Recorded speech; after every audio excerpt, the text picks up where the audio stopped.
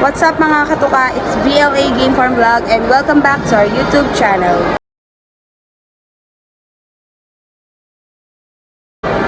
So for today's video, as you can see, ayan si Junel. Nandito po kami ngayon sa SMX Convention Center dito po sa Pasay para umattend o bumali ulit ng bagong materyales dito sa Fiestag. Actually mga katuka, kahapon pa kami nandito, as in, from Pangasinan. Maaga kami umalis sa bahay, nagsimba muna kami, tapos pumunta na kami dito. Kasi alam namin na sobrang traffic, kaya syempre, kailangan maaga kami dito kasi sobrang daming ang tao. Tulad nga na ina-expect namin, talagang maraming ang tao. Pero, nakabili naman na kami ng ticket, ayan, at yung pila namin feeling naman namin smooth ang pagpasok kasi marami namang pintuang bubuksan, kaya dahil nga may ticket na dire-diretso naman yung pagpasok for sure. Tulad nga ng napanood ko o napanood na namin sa vlog, para siyang concert sa dami ng tao, as in grabe no, ang dahil rin pala talagang may gusto sa manok. Tsaka nga pala guys, ang halaga ng ticket $250, mura lang, $250 lang. So kaming dalawa ni Junel $500. At alam nyo ba, nag-check-in kami, syempre sa mumurahin lang, hindi pong makatulog lang, di ba? Kaya yun, excited na kami. So yung Fiestag nga po pala mga katuka, sa mga hindi po nakakaalam, ito po yung parang lahat po ng mga sikat na breeder o sa mga kahit hindi sikat, meron po sila dito parang booth na lahat ng mga manok nila mga naka-display dito or ibebenta po nila dito. Ganun. So, nag-start po siya ngayon, August 25, at sa pagkakaalam ko, hanggang August 27 po siya.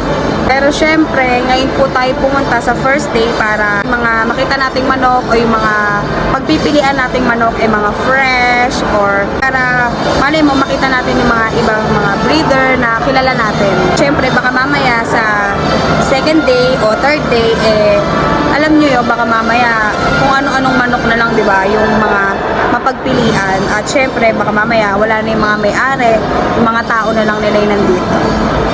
So yun, excited na kami pumasok kasi first time namin to, di ba boss? Marami siyang makikitang mga baby niya.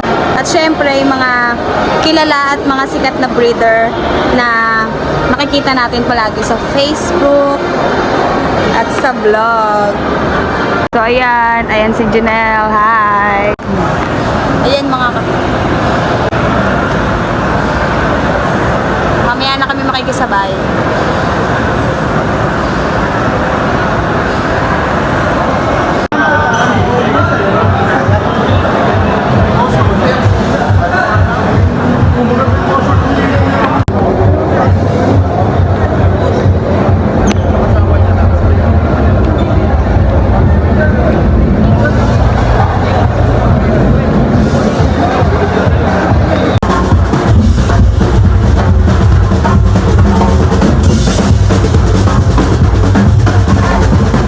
A few moments later.